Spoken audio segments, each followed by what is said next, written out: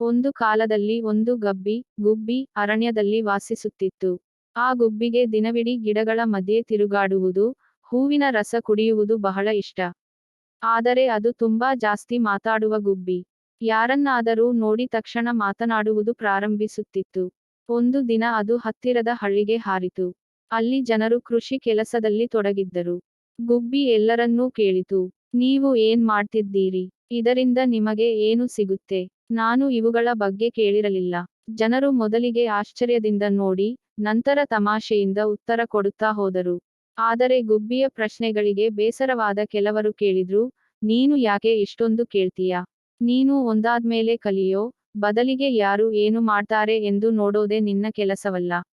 ಅದನ್ನು ಕೇಳಿದ ಗುಬ್ಬಿಗೆ ತಲೆ ಕೆಡಿತು. ತಾನೇಕೆ ಇಷ್ಟೊಂದು ಮಾತನಾಡುತ್ತದೆ ಎಂದು ಆಲೋಚಿಸಿತು. ಅದು ಅರಣ್ಯಕ್ಕೆ ಹಿಂತಿರುಗಿ ತನ್ನ ಮಾತುಗಳ ಕಡೆ ಗಮನ ಕೊಡಲಾರಂಭಿಸಿತು. ಆ ದಿನದಿಂದ ಗುಬ್ಬಿ ಹೆಚ್ಚು ಕೇಳದೆ, ಹೆಚ್ಚು ಕಲಿಯಲು ಪ್ರಾರಂಭಿಸಿತು. ಕಾಲಕಾಲಕ್ಕೆ ಮಾತಾಡುವುದು ಕಡಿಮೆ ಮಾಡಿ, ಹೆಚ್ಚು ತಿಳಿದುಕೊಳ್ಳುವ ಗುಣವನ್ನು ಬೆಳೆಸಿತು.